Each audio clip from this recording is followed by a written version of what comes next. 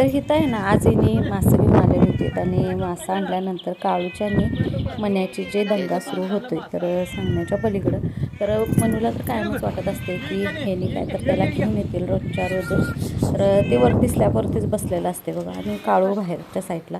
तर ह्यांचा दंगा नुसता बघा किती चाललेला आहे.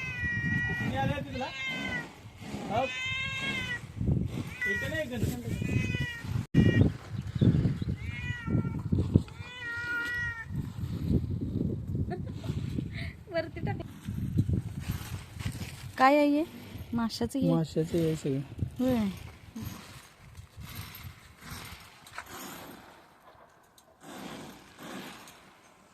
ते कुठं गेलं आणि तिला खाते की ते? अहो खाते ती. अच्छा नाही घेईन ते. तर हे आश्चर्य करत होते की काळू कसं काय खाईल मासा, म्हणजे डॉग जे आहेत ते मासे खात नाहीत असं ह्यांचं म्हणणं होतं, पण तसं नाही, खात्यात. आता ते शेवटी एक प्राणी आहे म्हटल्यावर त्याला जे म्हणजे त्याचा आहार आहे तर ते तसंच खात राहणार. तर हे विचार करायला लागलेत की मासं कसं काय खाऊ शकते ते. तर आता ह्यांना आश्चर्य का वाटलं मला नाही माहिती, पण त्यांना वाटायलाच लागलेलं सारखं सारखं की नाही कसं खाते मासं, कसं खाते, म्हणजे त्याचा काटा त्याच्या नरड्यात अडकल हे ते. आता मांजराचं तर तोंड एवढं लहान असते पण ते नाही घाबरत. तर म्हटलं काळू पण खात्या मासं तर तिला पण घाला. भ्यायचं काय त्यात? या या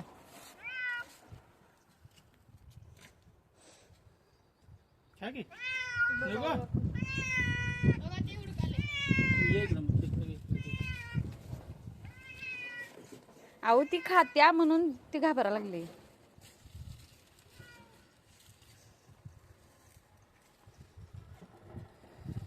बास एका टायमिंगला नको सगळं. हा की तुझं कोण खाते वे?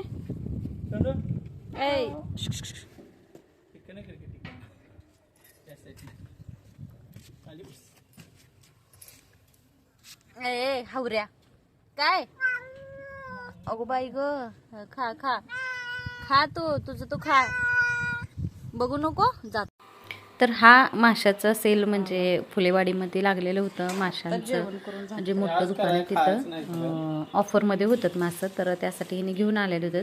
तर ह्याला अमेरिकन पापलेट म्हणतात. जर कुणाला ह्याचं आणि काही नाव माहीत असलं तर नक्की कमेंटमध्ये सांगा. आणि आजचा ब्लॉग कसा वाटतोय तो लाईक शेअर सबस्क्राईब करा आणि चॅनलला सबस्क्राईब करा पटापटा. चला तर भेटूया नेक्स्ट ब्लॉगमध्ये.